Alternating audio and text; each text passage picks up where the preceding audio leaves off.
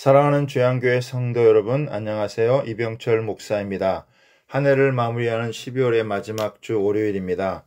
성령님께서 한 해를 잘 마감하고 새해를 잘 계획하는 지혜를 주시길 바랍니다. 12월 28일 월요일 셀라이프는 새로운 지평이 열리다란 제목으로 본문은 사도행전 10장 34절에서 43절까지 말씀입니다. 하나님은 만남을 통해서 새로운 은혜의 세계를 여십니다. 고넬료는 이방인 고급 관료이었고 베드로는 유대인으로 갈릴리의 어부 출신이기에 성령님의 중재가 아니면 평생 만날 일이 없는 사람입니다.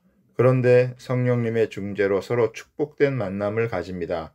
지위 고하와 인종을 막론하고 주님으로 인한 만남은 서로 안에 있는 장벽을 제거하고 만남의 축복을 갖게 되며 삶과 사역의 새로운 지평이 열립니다.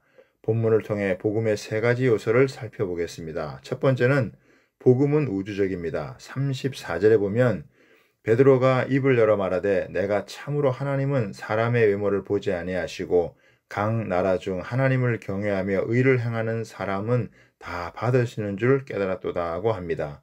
베드로가 깨달은 것이 있습니다. 베드로는 주님과 3년 반 동안 동고동락한 제자로 예수님의 십자가를 직접 보았고 부활의 주님을 만났습니다. 그리고 성령의 기름 부음을 받아 안진뱅이를 고치고 복음을 전해 3,000명을 구원한 사도입니다. 심지어 죽은 자를 살리기도 했습니다. 이 정도면 충분할 것 같지만 베드로는 고넬료를 만나 그의 이야기를 들으면서 깨달은 것은 주님이 사람을 외모로 보지 않는다는 것입니다. 하나님은 인종을 차별하는 분이 아니시며 주님의 구원은 우주적입니다.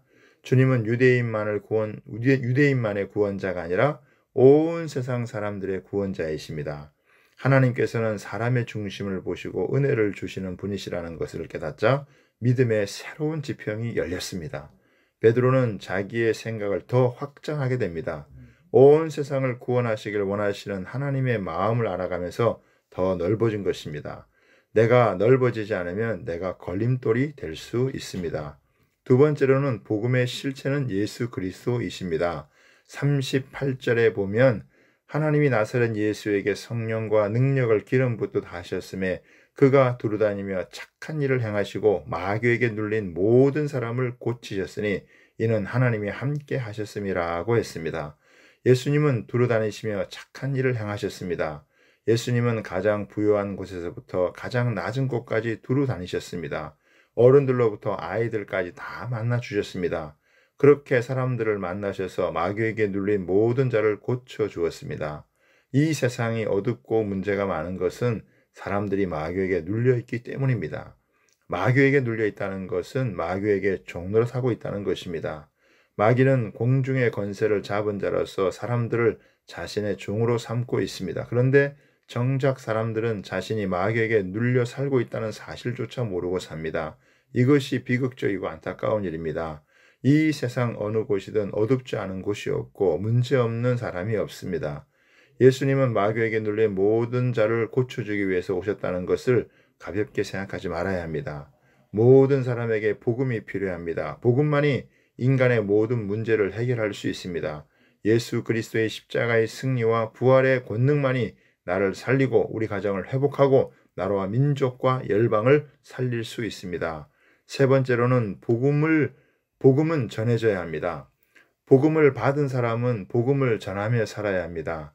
36절 37절에 보면 하나님은 예수로 말미암아 화평의 복음을 전하사 이스라엘 자손에게 보내신 말씀 곧 요한이 세례를 반포한 후에 갈릴리에서 시작하여 온 유다에 두루 전파된 것을 너희도 알거니와 라고 했는데 이미 예수님에 대하여 갈릴리에서 시작하여 온 유대에 두루 퍼진 것을 사람들은 다 알고 있습니다.